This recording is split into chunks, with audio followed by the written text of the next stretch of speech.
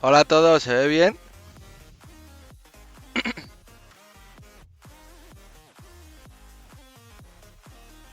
¿Se escucha? ¿Se ve bien?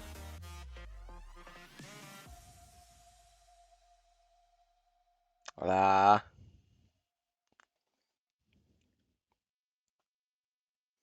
genial. Pues nada, hoy empezamos streaming para enseñar un poquito a programar.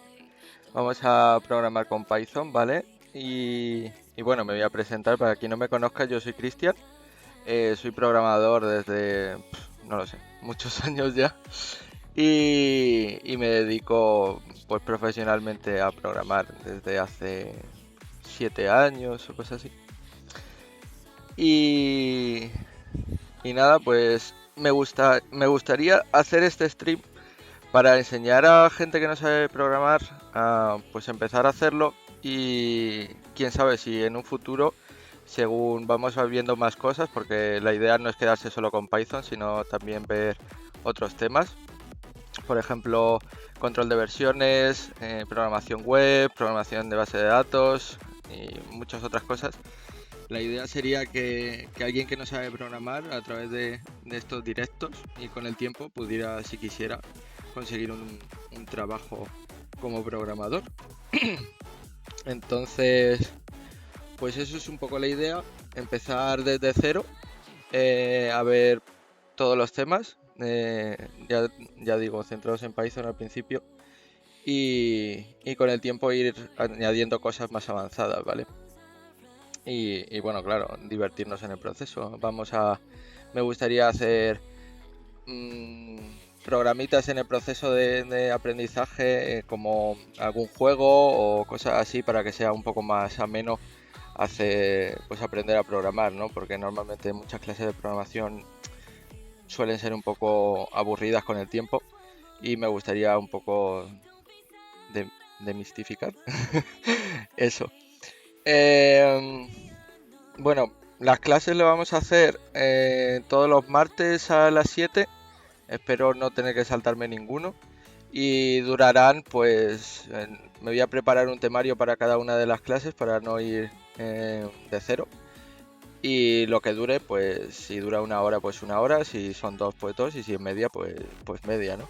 También es cierto que según vosotros si vais teniendo dudas o queréis preguntar cosas o queréis ver en más profundidad algo, pues a lo mejor una clase que yo había pensado hacer para un solo día, pues lo mismo se alarga más de una sesión.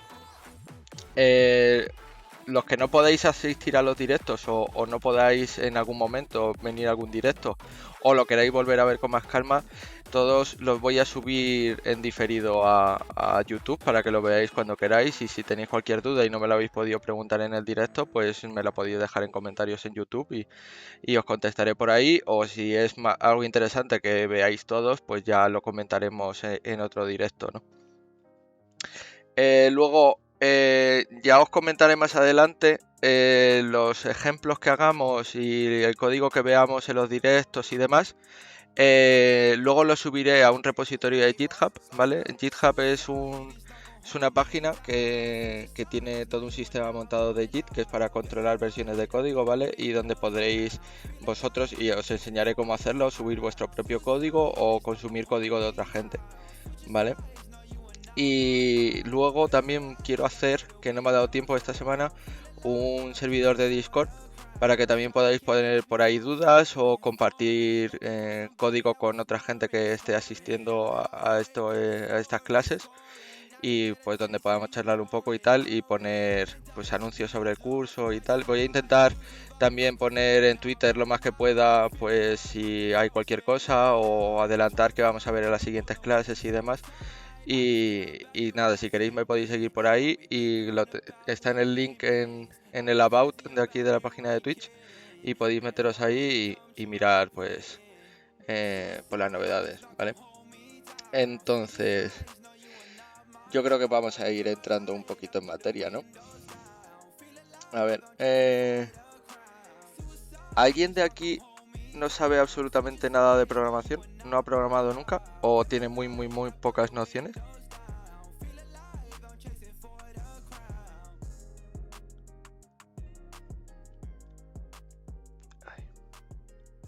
Bueno, disclaimer, Coca-Cola no me patrocina los directos.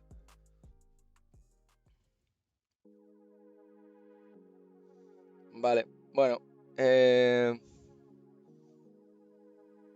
yo creo que vamos a empezar aún así de cero por si alguien luego lo quiere retomar, ¿vale? Lo primero de todo que hay que saber para programar es entender que es un lenguaje de programación, ¿vale? Evidentemente a un ordenador no se le puede utilizar el lenguaje que utilizamos comúnmente en la calle para poder darle instrucciones, ¿vale? Y para ello existe lo que llamamos lenguajes de programación. Hay muchos tipos de lenguajes de programación, ¿vale? Y de propósitos muy diversos y de formas muy diversas también. Al principio de los tiempos, ¿vale? Los ordenadores al final son máquinas computacionales eléctricas que solo entienden cuando pasa o no pasa corriente o diferentes tipos de corriente, ¿vale? Entonces al principio de los tiempos se debían programar los ordenadores en base a esos pulsos eléctricos. Eso no era algo sencillo de hacer y no se lo recomiendo a nadie, desde luego. Entonces crearon lenguajes de programación que básicamente eran instrucciones, ¿vale? Que luego un programa transforma a ese lenguaje que entiende la máquina, ¿vale? El primero de ellos fue el llamado el lenguaje ensamblador, ¿vale? Pero era muy engorroso porque básicamente tú le decías al microprocesador qué cosas tenía que hacer. Por ejemplo, coge estas dos celdas y súmalas, muévelas de sitio, réstalas, etcétera. Para hacer cualquier cosa requería miles y miles y miles de instrucciones, ¿vale? Entonces, con el tiempo, una mujer, no me acuerdo cómo se llamaba, Margaret algo, creó o entendió que eso no podía ser así y que debíamos tener un lenguaje que, dadas unas palabras, se pudieran transformar en lenguaje máquina, pero que esas palabras fueran lo más cercanas a nuestro lenguaje posible. Evidentemente, como esto se hizo en Estados Unidos, el lenguaje de los lenguajes de programación en general es el inglés y todas estas instrucciones están escritas en inglés, ¿vale? Entonces, tú escribes ese lenguaje, ¿vale? Esas instrucciones en tu programa y luego hay otro programa que transforma esas instrucciones en un lenguaje que puede entender la máquina, que normalmente lo llamamos código máquina, ¿vale? Entonces existen muchos tipos de lenguajes, ya digo, pero he preparado aquí un diagramita, ¿vale? Que ilustra un poco cómo son o cómo están divididos los lenguajes de programación. No es un diagrama muy exhaustivo, ¿vale? Pero para hacernos una idea puede valer, ¿vale? Básicamente hay dos tipos de lenguaje, ¿vale? Que podrían ser imperativos o declarativos. Nosotros nos vamos a centrar al principio en los imperativos, como puede ser Python. Gracias, Zephyro, por el follow. Un lenguaje imperativo es un lenguaje en el que tú le dices a la máquina qué tiene que hacer y cómo tiene que hacerlo, ¿vale? Y uno declarativo es simplemente cuando le dices qué quieres hacer, pero no le dices cómo, ¿vale? Dentro de los imperativos están dos grandes grupos que son los lenguajes estructurados y los lenguajes procedurales, que normalmente van de la mano, ¿vale? Y como ejemplos podemos tener C, C++ o PHP, ¿no? Lenguajes que son súper famosos y que en cuanto sepáis un poquito de programación o hayáis escuchado un poco de programación, pues habréis escuchado, ¿vale? La diferencia entre ambos la veremos más adelante, probablemente. No quiero entrar mucho, tampoco quiero entrar mucho en teoría en estas clases, al menos que a no ser que sea necesario, ¿vale? Y quiero enfocarlo de la forma más práctica posible. Pero bueno, para que al menos sepáis un poquito de qué va todo esto y en qué se diferencian los lenguajes de programación y por qué estamos escogiendo Python como lenguaje, porque podríamos haber hecho C++ o Java u otro lenguaje, ¿vale? Pero hemos elegido Python por algo que voy a decir ahora. El estructurado básicamente son lenguajes que tienen ciertas instrucciones, ¿vale? Que permiten hacer ejecutar cosas de forma eficiente, ¿vale? Como flujos, control de flujos y muchas otras cosas que también vamos a ir viendo. Procedural básicamente es encerrar partes de código en funciones o procedimientos que se pueden ejecutar n veces. Ahora mismo a lo mejor esto os suena un poco a chino, pero ya esto también lo veremos. Luego están los lenguajes orientados a objetos, que cambió muchísimo el paradigma de cómo se programaba, ¿vale? Uno de los más famosos es Java. C++ es la versión orientada a objetos, bueno, o la versión que añade orientación a objetos de C. Y Python también es orientado a objetos. Luego hay otros que están orientados a eventos, que como puede ser JavaScript, ¿vale? Eso es un lenguaje que todos podéis conocer y de hecho todos usáis cada día. Cada vez que entras en una página web y pulsas un botón, ese botón genera un evento y JavaScript es el que ejecuta una serie de código en base a los eventos que recibe, ¿vale? Hay que decir que la mayoría de lenguajes hoy en día no hacen solo una cosa. O sea, en C++, por ejemplo, puede estar en el estructurado, en el procedural, en el orientado a objetos, y de hecho hay formas de hacer que esté también orientado a eventos, ¿vale? He puesto un poco los lenguajes en base a por qué son más característicos, ¿no? Pero casi todos los lenguajes hoy en día son multipropósito. En cambio, los declarativos, ¿vale? Hay menos de lenguajes declarativos que imperativos, muchísimos menos, y básicamente se dividen en tres partes, que son el funcional, ¿vale? Que también vamos a verlo porque en Python hay formas o matices de programación funcional. Y los más famosos, yo creo, hay muchos más, ¿vale? Pero son Scala y Haskell, hay más, ya digo. Luego está la programación lógica. Nunca he tocado programación lógica. Básicamente es una forma de programación que se acerca a lo que es la lógica más formal. Y pues está Prolog, está Datalog y hay otros, pero hay pocos. Y esta de programación lógica hay poco mercado, la verdad, porque no es algo que se utilice de forma cotidiana. Y luego están los domain specific, que son lenguajes que están creados solo para, o sea, son lenguajes monofunción que solo están orientados a hacer una sola cosa. Por ejemplo, SQL es un lenguaje que está orientado a hacer consultas a bases de datos para coger información. HTML, por ejemplo, es el lenguaje de etiquetas que utilizan las páginas web, las páginas HTML, para estructurar los datos que tú ves, ¿no? Cuando tú entras a una página web, pues ves que hay un título, hay aquí un texto, aquí hay un botón, aquí hay un cuadro en donde puedes poner tu edad.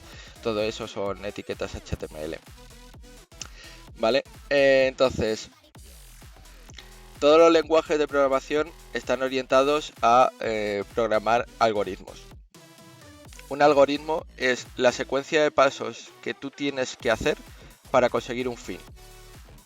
Por ejemplo, cuando tú estás, no sé, cocinando y tienes una receta de cocina, ¿vale? Esa receta de cocina es un algoritmo. Es la secuencia de pasos que tú tienes que hacer para conseguir, en este caso, cocinar algo en específico. La idea de un algoritmo es que si tú le dices a cualquier persona la secuencia de pasos que tiene que seguir, cualquier persona va a ser capaz de hacerlo, ¿vale? Y la mejor máquina que tenemos para seguir pasos al pie de la letra es un ordenador, ¿no? Tú le dices, haz esto, esto, esto y esto, y siempre lo va a hacer de la misma manera. Entonces es carne de cañón para ejecutar algoritmos, ¿no? Y los lenguajes de programación se centran en esto, en concreto, ¿vale? Dentro de los lenguajes de programación, ¿vale? De todos estos, hay también otros dos tipos principales que son los lenguajes compilados y los lenguajes interpretados. Básicamente la diferencia es cómo distribuyes tú tus programas, ¿vale? Hay otro tipo en el medio que es Java, ¿vale? Pero no hace falta tampoco ver eso en profundidad, al menos ahora. La diferencia es la siguiente, ¿vale? Cuando se empezó a hacer programas, cuando se empezó todo el tema de la programación, se crearon estos traductores, ¿vale?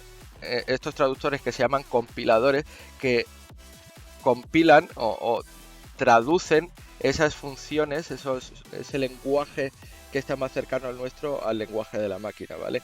Esos son los compiladores. Entonces, tú tenías tu programa escrito, ¿no? Que lo llamamos código fuente, perdón, código fuente, y con el compilador lo transformaba en un programa que podía ser ejecutable. Entonces, una vez que tú tenías el ejecutable, se lo podías dar a otra gente para que lo ejecutara. Pero esto tenía un problema. El lenguaje, o sea, los programas que están compilados, esos ejecutables que te da, los .exe, por ejemplo, que todos conocemos de Windows, ¿no? Esos están compilados en una máquina concreta, con un hardware concreto y con un sistema operativo concreto. Y esto limita dónde puede ser ejecutado. Cuando tú, por ejemplo, compras un juego o ves un juego y pones los requisitos mínimos y demás, todas estas cosas dependen de dónde ha sido compilada ese programa, ¿no? O este juego en específico. Entonces, eso daba muchas limitaciones. Si tú, por ejemplo, compilas un programa en Windows, muy probablemente no te va a valer en Linux y casi seguro que no te va a valer en Mac, ¿vale? Entonces, ¿cómo funcionaban estos lenguajes compilados? Tú tenías aquí tu código fuente, ¿vale? Había una cosa que se llama preproceso, ¿vale? Y después lo que es la propia compilación. El preproceso básicamente hacía una parte de la traducción y el compilador hacía el resto. Si tú tenías varios ficheros, no podías, o sea, tú tenías que crear un ejecutable, aunque tuvieras 100 ficheros. Y luego esos 100 ficheros podían utilizar otros ficheros de otra gente, que podían ser librerías, ¿vale? O lo llamamos librerías. Entonces había otro proceso que se llama un proceso de linkado. El linker cogía todo eso y generaba un solo fichero, un .exe u otra librería que podía utilizar otra gente, ¿vale? Entonces tú ya tenías este exe y lo distribuías a quien quisiera. Vale, esto está muy bien, es muy rápido porque ya directamente el código está en código máquina y funciona perfectamente. Pero ¿y si tú lo que necesitas es poder llegar al mayor número de sistemas posibles, independientemente de que sea un poco más rápido o un poco más lento? En ese caso, mucho tiempo después, nacieron otros lenguajes que se llaman interpretados, ¿vale? Los lenguajes interpretados, básicamente tú tenías tu código fuente y hay un intérprete. El intérprete coge cada línea del código fuente, la traduce y la ejecuta. Coge la siguiente, la traduce y la ejecuta. Así sucesivamente hasta que termina el programa. Vale, ¿cuál es el beneficio de esto? Si tú coges este intérprete y es lo que distribuyes, o sea, instalas el intérprete en todas las máquinas donde necesitas ejecutarlo. Por ejemplo, no sé, yo instalo este intérprete en tu ordenador, lo instalo en el mío y lo instalo en otros 150 y cada uno diferentes. Mientras el intérprete funcione en todos, yo puedo pasarte o pasar a todos esos ordenadores este fichero, que todos se van a ejecutar en todos los sitios, porque el fichero es agnóstico de tu plataforma. Lo que tiene que ser propio de la plataforma es el intérprete, ¿vale? La gracia de esto es que el mismo código podía llegar a muchos sitios distintos mientras tuvieran este programa instalado en su ordenador, y así podías distribuir el programa en multitud de sitios, ¿no? Este intérprete, por ejemplo, lo podéis ver muchos en Java. Casi todos tenemos instalado Java en el ordenador, ¿no? Y antes Java, de hecho, había muchas cosas en la web y demás. O JavaScript en los navegadores. JavaScript también es un lenguaje interpretado. Tú, cuando te llega la página a tu navegador, tú buscas, no sé, google.com, ¿vale? Te metes en Google y eso va a traer un JavaScript, ¿vale? Ese JavaScript se va a ejecutar en tiempo real, porque tu navegador por debajo tiene implementado un intérprete de JavaScript. Entonces, cada una de las líneas de JavaScript se van ejecutando una a una hasta que finalizan. En este caso se van ejecutando según van llegando eventos, porque hemos visto que JavaScript es orientado a eventos, ¿no? Python, en este caso, es un lenguaje interpretado. ¿Y por qué hemos elegido Python? Hemos elegido Python porque al ser interpretado hay muchas cosas que no necesitas hacer a la hora de programarlo. Cuando es un lenguaje interpretado tienes que saber de antemano muchas más cosas para poder hacer el proceso de compilación. lo que hace que sea mucho más rápido, bueno, mucho más rápido al ejecutarse los programas compilados. Pero para la hora de aprender es mucho más sencillo aprender un lenguaje interpretado porque te puedes centrar en los conceptos y en las ideas que hay en la programación más que en lo que es la propia implementación del lenguaje, ¿vale? No te tienes que perder en esos detalles. Entonces, creo que es una buena idea empezar por un lenguaje así y luego ya, pues en el futuro, si esto funciona, a la gente le gusta y demás, pues ir pasando a ver otras cosas más complejas, otros lenguajes y demás. Entonces, ¿qué es Python? Python es un lenguaje de alto nivel, ¿vale? De alto nivel quiere decir que es el lenguaje que utilizas para programar en Python está muy cerca del inglés, ¿vale? Está mucho más cerca de nuestro idioma que el del lenguaje máquina. Eso quiere decir lenguaje de alto nivel. Es un lenguaje multipropósito, o sea, que hace muchas cosas diferentes. Por ejemplo, como hemos visto aquí, Python es un lenguaje estructurado, procedural, orientado a objetos, tiene orientación a eventos, tiene programación funcional. Entonces, puede hacer muchas cosas, no está centrado solo en una. No ha sido diseñado para hacer una tarea concreta, sino para hacer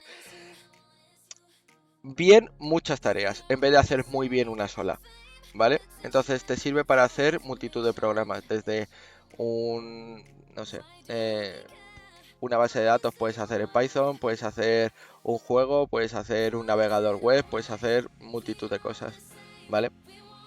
Esta versatilidad es otra de los motivos por el que vamos a empezar con Python, aunque también hay otros. Casi todos estos lenguajes que aparecen aquí son lenguajes multipropósito. Este seguro que no lo vamos a ver. Eh, y, y como hemos visto, Python también es un lenguaje interpretado, ¿vale? Entonces, para empezar con Python, lo primero que tenemos que hacer es instalarlo. Eh, Python en muchos sistemas Unix, como puede ser Linux, GNU o Mac, yo creo que Mac también viene preinstalado, ¿vale? Si abrís una terminal, que ahora lo vemos, deberíais tener Python 3. Hay una cosa muy importante, hay dos versiones de Python hoy en día, la Python 2 y Python 3. Nosotros vamos a ver Python 3. Python 2 ya poco a poco se está dejando de utilizar.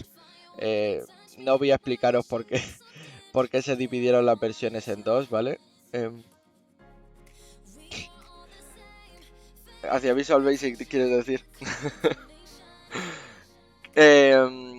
Hubo un tema cuando se pasó de Python 2 a Python 3, hubo una movida y hubo gente que decidió quedarse con la 3, hubo gente que quiso seguir con la 2, pero poco a poco la 3 va siendo mucho mejor que la 2, así que poco a poco la van abandonando y yo creo que dentro de poco se va a abandonar del todo, a no ser que quede lenguaje, o sea, código antiguo de programas antiguos que estén escritos en Python 2.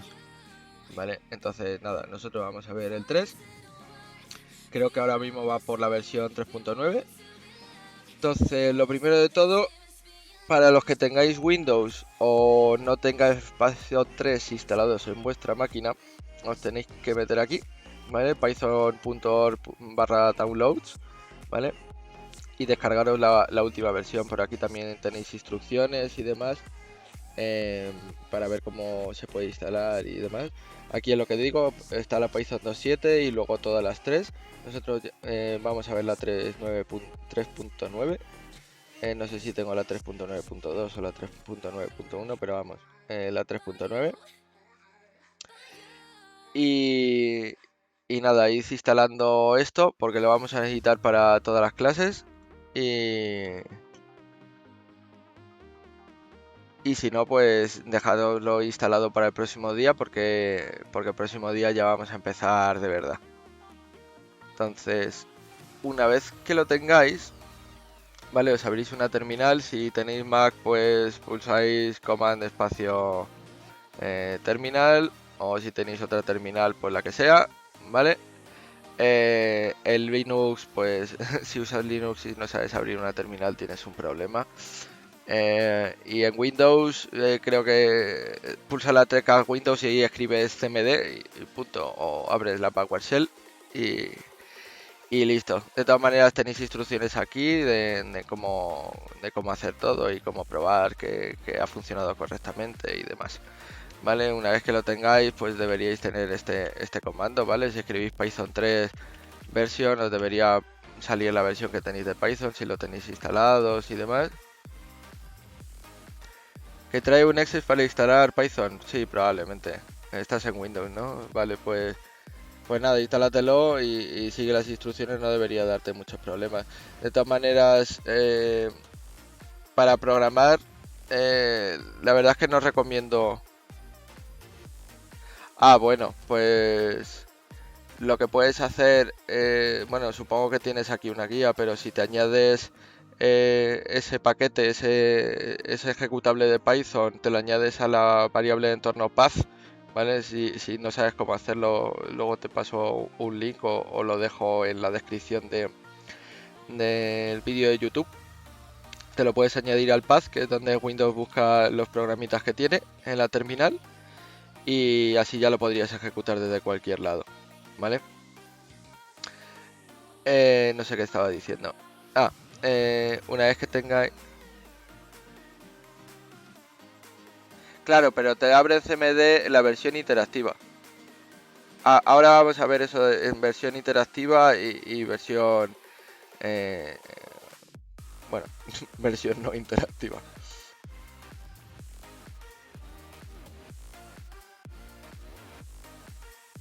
Vale, pues cuando lo tengáis, pues eso. Al abrir una terminal y escribir Python 3 barra, o sea, guión versión, os debería salir pues la versión, lo que yo decía, yo tengo la 3.9.1.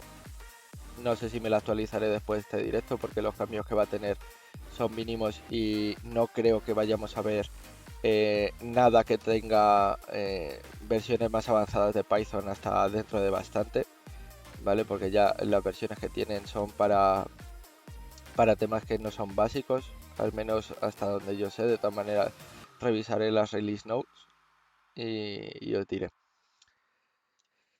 Bueno, hablando del modo interactivo. Una vez que tengáis Python 3, si lo escribís a secas, ¿vale? Python 3 entraréis en lo que se llama modo interactivo, ¿vale? Modo interactivo básicamente es abrir el intérprete. Esto ahora mismo es el intérprete de Python, lo que tenéis aquí abierto. Y cualquier instrucción o cualquier cosa que escribáis aquí va a ser automáticamente ejecutada, ¿vale? Entonces, si yo escribo 2 más 2, por ejemplo, me va a salir aquí un 4, ¿vale? O sea, podéis utilizar esta terminal como una calculadora si queréis. Entonces, vais a escribir esto, ¿vale? Ahora mismo no vais a entender por qué lo estáis escribiendo, pero dentro de poco, el próximo día muy probablemente, veremos todas estas cosas, veremos cómo funcionan y con el tiempo entenderéis todo lo que estamos haciendo, ¿vale? Pero básicamente vais a escribir print, abrir paréntesis, comilla, hello world o hola mundo, como queráis, guión, cierre paréntesis. Vale, esto debería imprimir aquí hello world, ¿vale? Este hola mundo que estamos escribiendo es el típico programa que se hace la primera vez que haces un lenguaje nuevo, o sea, que utilizas un lenguaje nuevo. Es como, no sé, lo típico que se hace siempre, escribir un hola mundo cuando empiezas un lenguaje de programación y luego a partir de ahí vas construyendo más cosas, ¿vale? Entonces, si esto funciona, pues todo perfecto.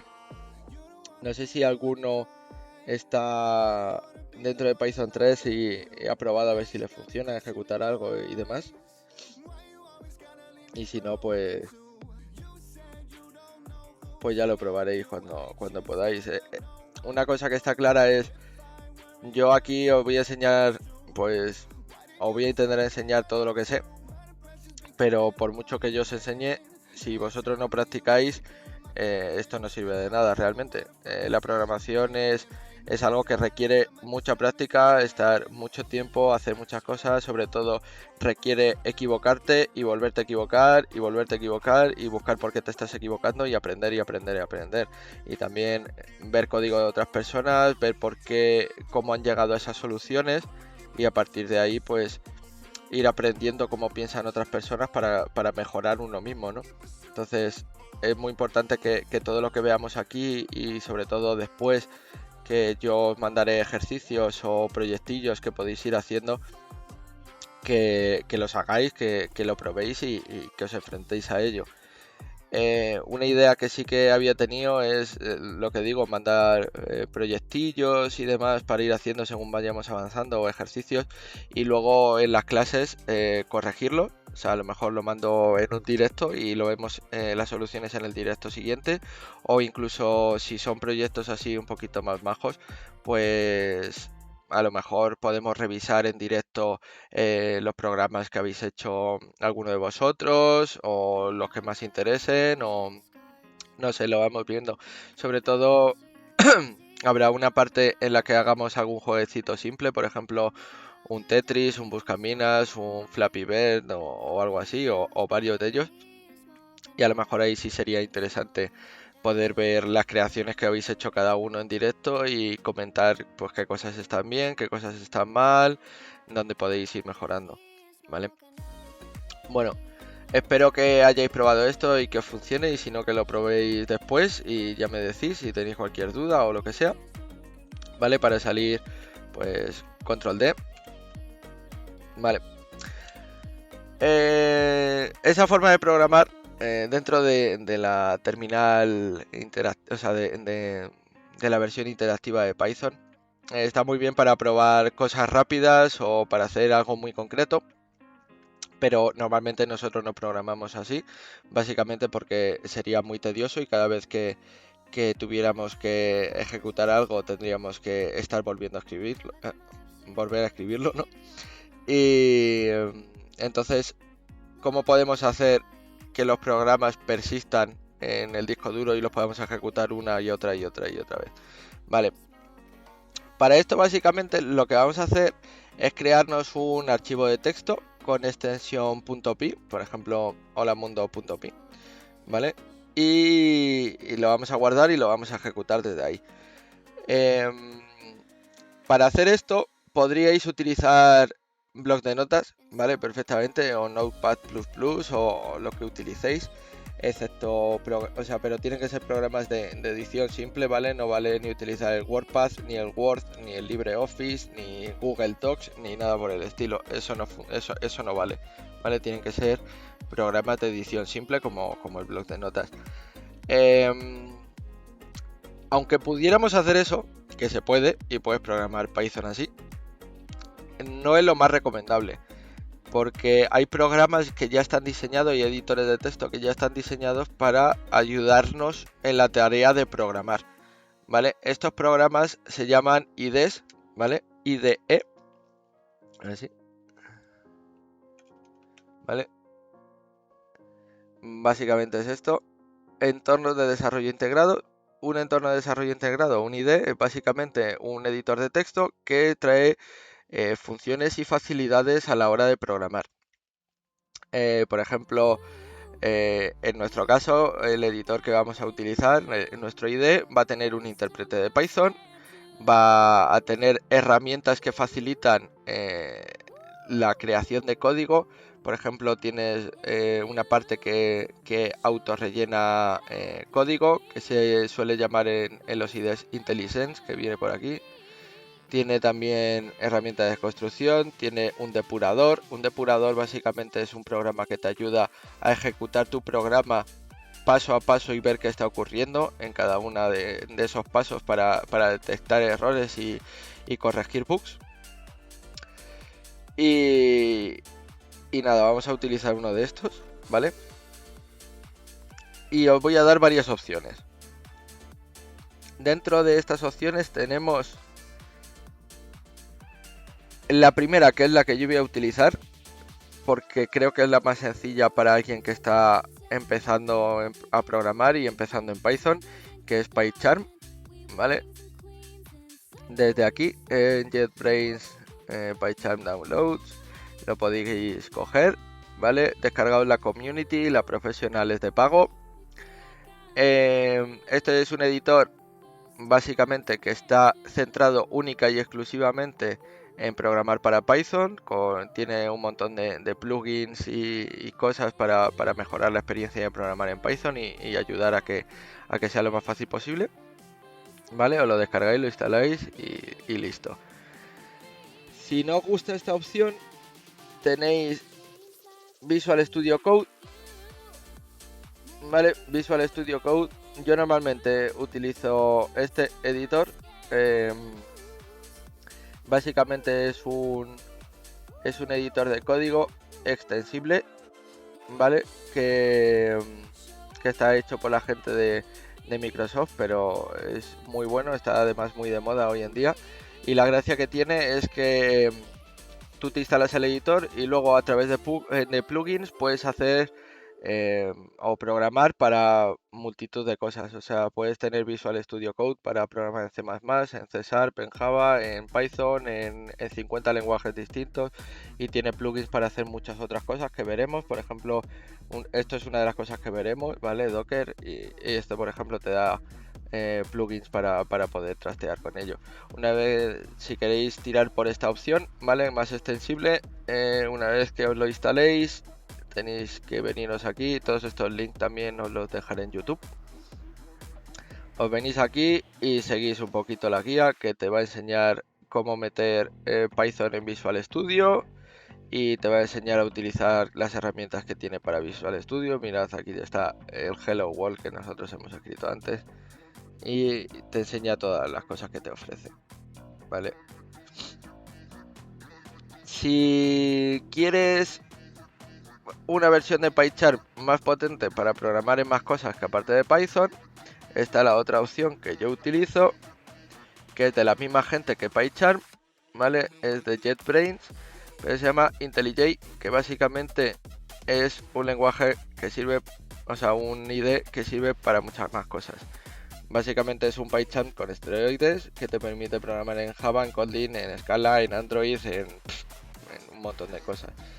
Básicamente ellos tienen un montón de IDEs para cosas muy concretas. Tienen uno para programar en front, otro para programar en Python, otro para programar en Go, otro para programar en muchos lenguajes. Y IntelliJ básicamente es un IDE que es una agrupación de todos los IDEs juntos. Entonces está súper bien si tienes que tocar muchas cosas, pero también es cierto que sobre todo a la hora de arrancar, más lento que PyCharm y bastante más lento que Visual Studio Code, porque tiene que cargar muchas más cosas. Bueno, que Visual Studio Code dependiendo también de cuántas cosas le hayáis metido.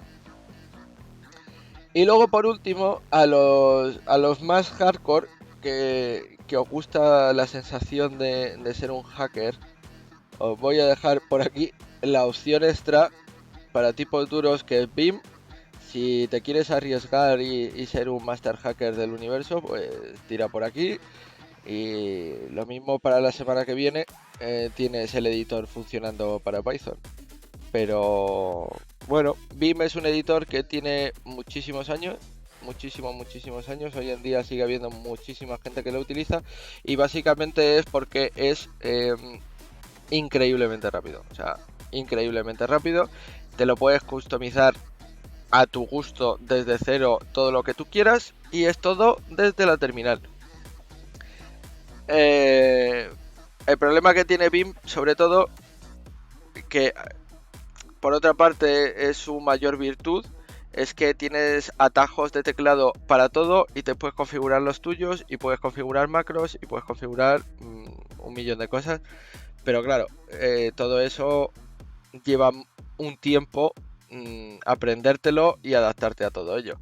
Entonces, es una buena opción, sí, pero requiere mucho tiempo de aprendizaje hasta que te sientes cómodo con ello. Pero bueno, si queréis ser hardcore programmers, pues tirad por aquí. Entonces, por lo que queráis, PyCharm, IntelliJ, Visual Studio Code o Vim. Hay otras opciones, ¿vale? Lo que pasa es que no puedo poner todas. parecido a Visual Studio Code, tienes Sublime Text, ¿vale? Este también podría valer. Tienes Atom, este también podría valer. Si queréis echarles un ojo y con el que os sintáis más a gusto. Yo ya digo, yo voy a utilizar PyCharm porque me parece el más sencillo, sobre todo para que empecéis a programar y a ver temas de programación y demás. Sí, Notepad. Notepad++ también es una opción. Lo que pasa es que esto no está, hasta donde yo sé, no está más que en Windows. A no ser que hayan sacado alguna otra versión. Creo que en Linux tienes Notepad QQ, creo que es. Que ahí está, que básicamente es lo mismo. También tiene bastantes herramientas y se puede configurar para programar Python, ¿por qué no? Lo que pasa es que pues, no es lo más adecuado, pero si quieres tirar por aquí, pues también tienes la opción.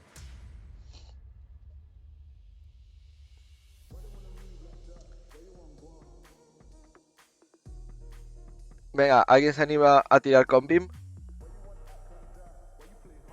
Venga.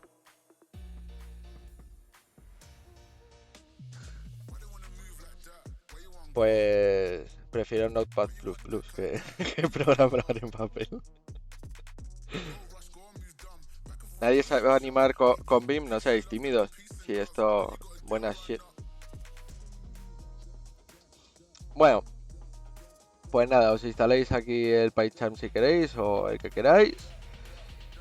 Y una vez que lo tengáis, bueno, lo malo, si no os instaláis PyCharm, por supuesto, como yo voy a hacer las pruebas en PyCharm, pues si luego algo no es igual, pues os tendréis que buscar un poco la vida, que por otra parte, si no lo hacéis ahora, lo acabaréis haciendo, porque programar es aprender a buscarte la vida, básicamente. Pero bueno, si cualquier duda, pues ya me decís. Yo voy a utilizar este. Aquí lo tengo instalado, la Community Edition, además. La misma que podéis coger vosotros, lo arrancáis. Vale. Vamos a crear un nuevo proyecto. Hello world. Esto ya explicaré qué es, pero de momento ni caso. Esto en Visual Studio Code no te lo va a pedir y en otros tampoco. Esto te lo va a poner solo en PyCharm. Luego lo agradeceréis que lo ponga, pero si no lo pone, pues se puede crear a mano, pero ahora mismo no hace falta que lo tengáis. Esta casilla viene marcada por defecto. La desmarcamos, ¿vale? Y para adelante.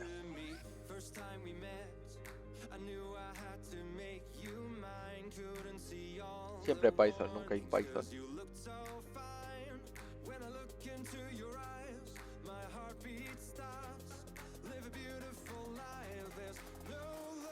Oye, la música de fondo está muy alta o muy baja. La verdad es que es música un poco cutrona, o sea, es una lista sin copyright aquí del Spotify. Pero bueno, ya haré una lista un poco más en condiciones. Bueno, pues esto ya está creado. Vamos a crear aquí un ficherito, ¿vale? Botón derecho, nuevo, Python file. Vamos a llamar Hello World también, para ser un poco originales. Vale, pues una vez que estéis aquí, vamos a escribir otra vez lo mismo que antes. Como habéis visto, en la terminal yo ponía el paréntesis y luego tenía que poner el de cierre. Aquí, por ejemplo, pues una de las facilidades que te da es ese autocompletado que yo comentaba antes, ¿no? Que escribes la apertura de paréntesis y ya se te pone el cierre.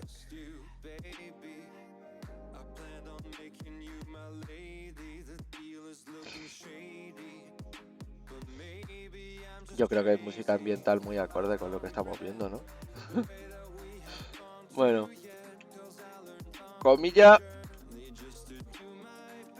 Hello World. Ok, coño. Hello by Epoch, que para eso estamos aquí.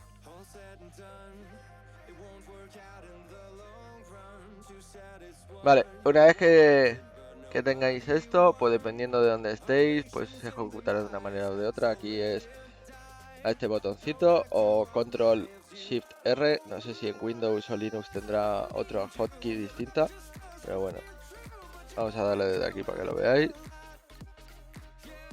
¡Chanan! Ahí está, Hello Byte Epoch. Pues con esto tendríamos nuestro primer programa creado en Python. Tenemos aquí un ficherito, ¿vale? Y lo que estamos, si os fijáis en el comando que ha ejecutado esto, ha ejecutado Python con el fichero. Entonces, el intérprete coge el fichero, coge cada una de las líneas y lo va ejecutando paso a paso. ¿Qué hemos hecho? Pues decirle, imprímeme esta cadena de caracteres, ¿vale? Este string, que se llama esto, ¿vale? Y eso ha hecho. Y con esto tendríamos nuestro primer programita en Python. Y bueno, esto era todo lo que quería ver hoy. Básicamente era una presentación del curso, hacer el setup de todo lo que vamos a necesitar para las clases y demás. Y la semana que viene, el próximo martes a las 7, pues ya empezaremos a ver más cositas. Mi idea de la semana que viene ya es hacer algo un poquito más interesante en el sentido de algo que pueda ser funcional y con el que podéis trastear, incluso a lo mejor dependiendo hasta dónde lleguemos y dependiendo de las dudas que haya, pues lo mismo está algún ejercicio así un poco facilito y demás. Y poco más. Esto lo subiré ahora a YouTube por si lo queréis volver a ver o para coger algún link o lo que sea, que también los pondré ahí. Y nada, chicos, nos vamos a ver la semana que viene con mucha más programación por aquí en Byte Epoch. Hasta luego.